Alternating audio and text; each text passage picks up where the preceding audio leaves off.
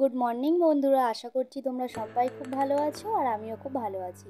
মিতা লাইফস্টাইলে তোমাদের সবাইকে স্বাগত। তো আগের দিন রাতে একটু পরোটা করেছিলাম, তো সেটাই দিয়ে আমি সকালে চা খাচ্ছিলাম, আমার খুব ভালো লাগে। আর তারপরে এখানে এই যে একটু ভাত বসিয়ে দিয়েছিলাম, মানে ভাতটা একেবারেই বসিয়ে দিয়েছিলাম। আর সকালবেলা একটু অল্প করে ভাতটা খেয়ে নেব, আর দুপুরবেলা দেখি কি রান্নাবান্না হয়। তো এখানে দেখো করলা, চিচিঙ্গে, আলু, মানে সব রকম দিয়ে একটা ভাজা করেছিলাম। তো ফ্রিজে ছিল অনেক রকম, একটু একটু করে, তো সেইগুলো দিয়েই আমি ভাজাটা করেছিলাম। তো খেতে সত্যি খুবই সুন্দর হয়েছিল। আর এখানে এই যে বেগুন আর মাছটা একসাথে মেখে নিয়েছি। তো বড়মশাই রুই মাছ নিয়ে এসেছিলো, রুই মাছটা আমি ঝিঙে আলু দিয়ে পাতলা করে একটু ঝোল করব কাঁচা লঙ্কা দিয়ে। তরকারিতে আমি কোনো গুঁড়ো লঙ্কা দেবো না, কারণ আমার ছেলেটাও খায় ঝাল ছাড়া। ওকে করে দিলে, ভাত মেখে দিলে ও এখন করে মানে অল্প অল্প খাওয়া শিখেছে। তো যাই হোক, আমি খুব খুশি, কারণ ও তো আগে একদমই খেত না। আগে মিক্সার করে ওকে খাওয়াতে হতো, তোমরা নিশ্চয়ই অনেকেই দেখেছো। তো সেটার থেকে অনেকটাই একটু রেহাই হয়েছে।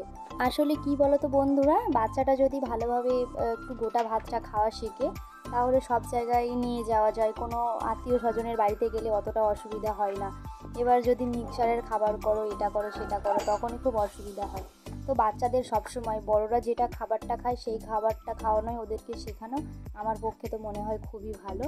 আর এখানে এদের দেখো আমি বেগুনটা দিয়ে দিচ্ছি, বেগুনটা আমি ভাজা করব। তো আমার বেগুন খেতে খুবই ভালো লাগে, বেগুন ভাজাটা আর একটু বেশি ভালো লাগে। আর বেগুন দিয়ে অনেক রকমের চচ্চড়ি আছে, যেমন মাছের তেল, মাছের মাথা দিয়ে, মানে অনেক রকমই, যেটার সাথে চচ্চড়িতে দিলে খুবই মানে সুন্দর একটা টেস্ট আসে। তো এখানে আমি বেগুনটা ভালো করে ভেজে নিচ্ছি, আর মাছটা আমি ঝিঙে আলু দিয়ে ঝোল করব, কারণ মাছে তো বেগুন দেবো না। আমার ছেলে বেগুন দিয়ে মাছটা রান্না করলে ও আবার খাবে না, তো যাই হোক সেটাও আবার একটা সমস্যা। আর এখানে আমি মাছের তরকারিটা বসিয়ে দেবো। তো কাঁচা লঙ্কাগুলো আমি গোটা গোটাই দেবো, যদি কাঁচা লঙ্কা থেকে তরকারিটা ঝাল হয়ে যায় তাহলে ও একদমই খাবে না। তো সেটা আবার হিতে বিপরীত হয়ে যাবে, কারণ ওর জন্য এক্সট্রাভাবে আমি কোনো কিছু করছিই না, মাছটাই তরকারিটা করছিলাম শুধু, আর বেগুন ভাজা। তো দুপুরে আর কিছু আমি করিনি।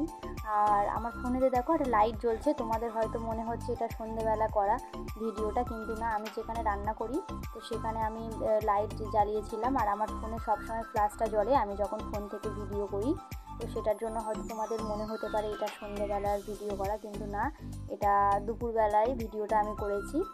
আর এখানে একটু মানে লাইটের মতন এরকমই লাগছে। তো যাই হোক, কিছু মনে করো না তোমরা। তো বন্ধুরা, আমি আজকে এই রান্নাটা করব, বরকে বলেছি যে তুমি জিরে মরিচটা বেটে দেবে, কারণ আমি যখন ওকে বলেছিলাম যে জিরের গুঁড়োর প্যাকেট আনতে, তো ওর মনে ছিল না।